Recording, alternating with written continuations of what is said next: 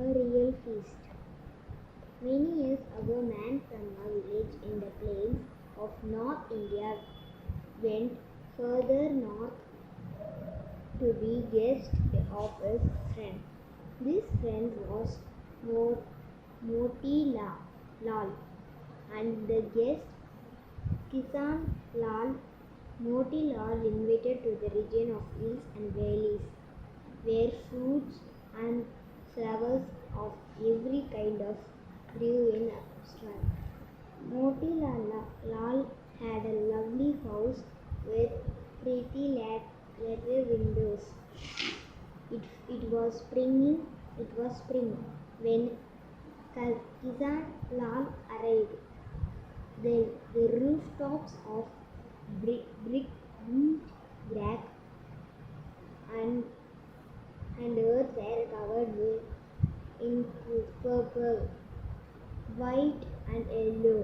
Kisan was encamped to welcome his friend Motilala.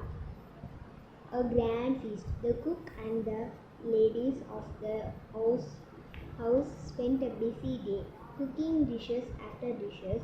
At last, the lunch was announced out and the men were rushed into the hall. The earthenware platters filled up with brightly colored food presents a pretty sight. On one side stood delicious looking rice cooked in saffron, broadly cooked in a variety of ways, filled a number of plates. Now vegetables, fruits and sweets complete the fat. Lunch began to as the friend tasted all the dishes served before him. Moti Lal waited eagerly for words of praise.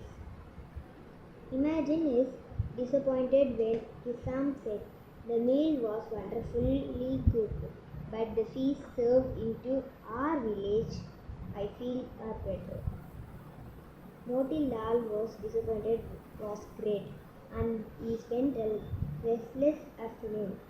Probably the feast of the fatal plains were more elaborated. He thought he summoned his cooks and ordered them to cook dinner on a grander scale. There was a great hustle and bustle in the kitchen as the dishes were prepared one after another. Special meat dishes cooked in curd, savours with the flavor, mint, spicy, delicious, and kebabs occupied in the center of the table. These, these were served by saffron rice and with the 15 different variety of vegetables.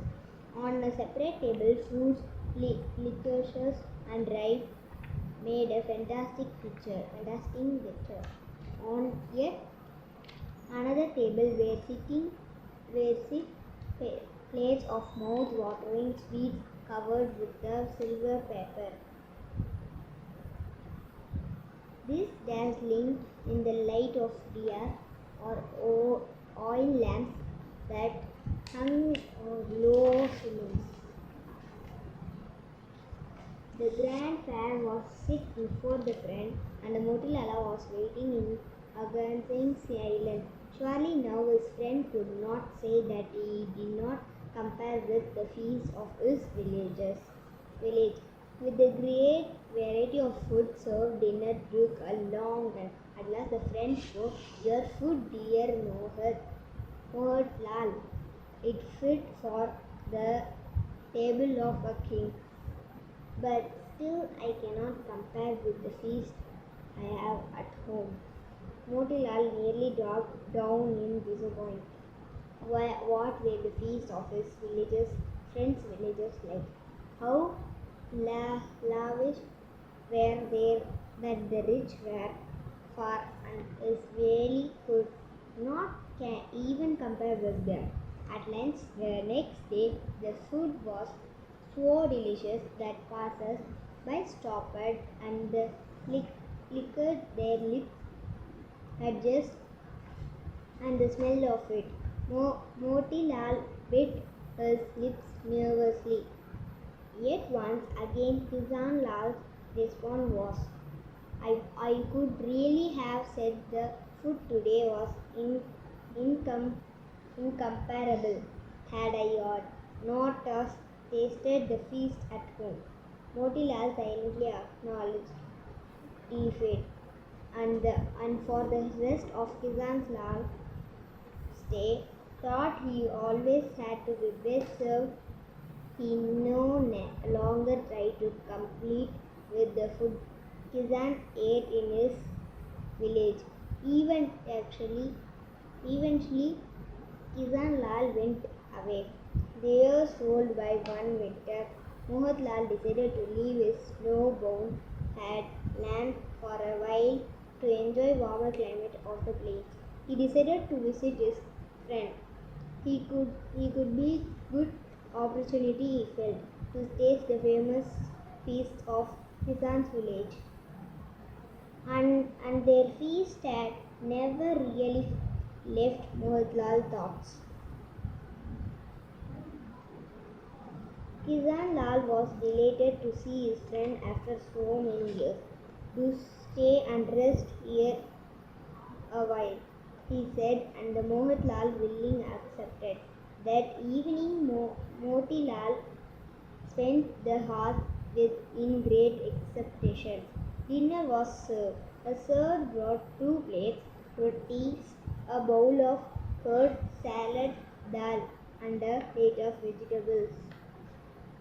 Was all that we served. When the served depart, Motilal was waiting excitedly.